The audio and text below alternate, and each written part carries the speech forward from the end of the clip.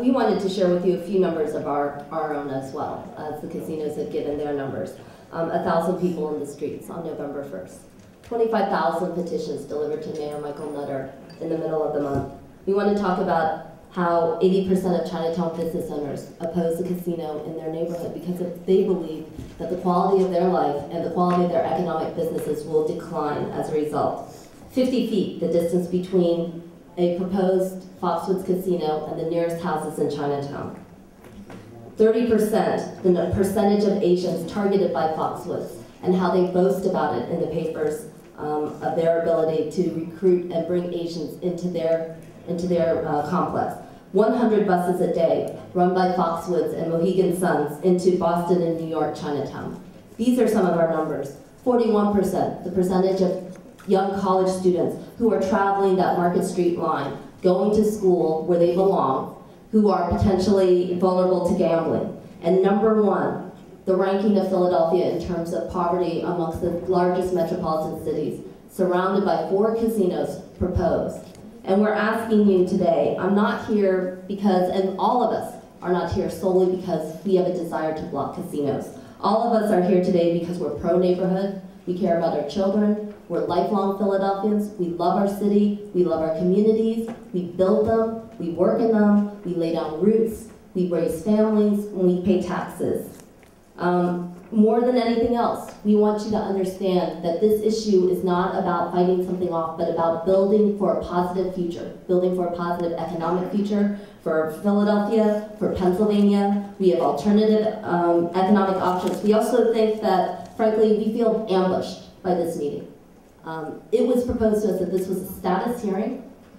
People got notices as of yesterday afternoon that they would not be allowed to speak to the Gaming Control Board. It was not in any way presented in any public forum that Foxwoods would be announcing today that they intended to plan for a move. In fact, it was made very clear to Philadelphians that if it didn't work at the gallery, it wasn't going to work anywhere else. And now they're proposing another move to 801 Market Street. We think that there are some serious considerations that you need to consider. Both Sugar House and Foxwoods have failed to meet their license requirements by not being up and running.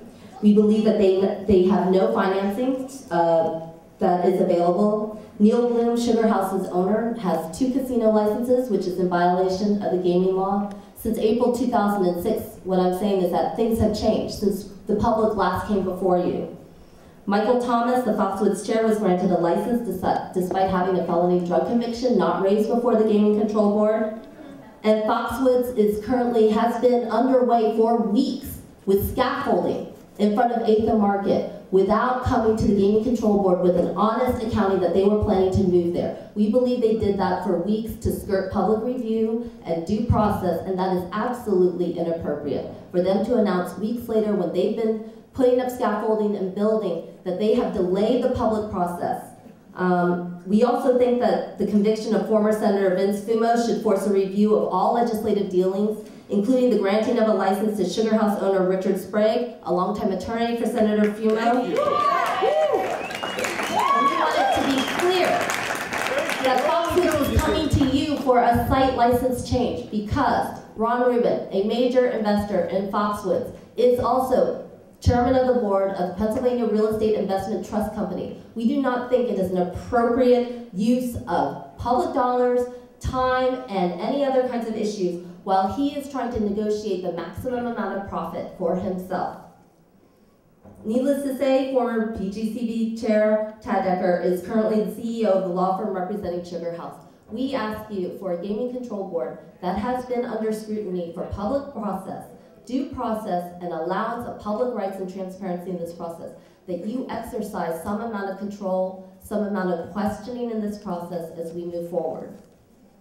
And I guess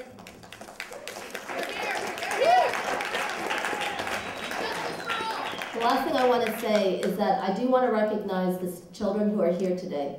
I overheard a derisive comment made by somebody in the back, a suited person who derided the fact that there were young people who are here. And I think that their voices are essential to this because our children, not in a cliched sense, are the most precious parts of us. I'm a mother of 3.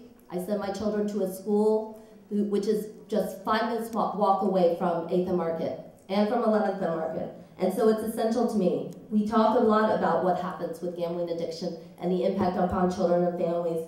Children who cry over the money that their families have lost. Children who cry because they're hungry. We see these things. These aren't fiction that's made up out of some kind of horror things. These are things that we live with every day in our school. And we ask you to look at these youth. We ask you to think about what they are grappling with, an addiction that they cannot possibly understand at such a young age.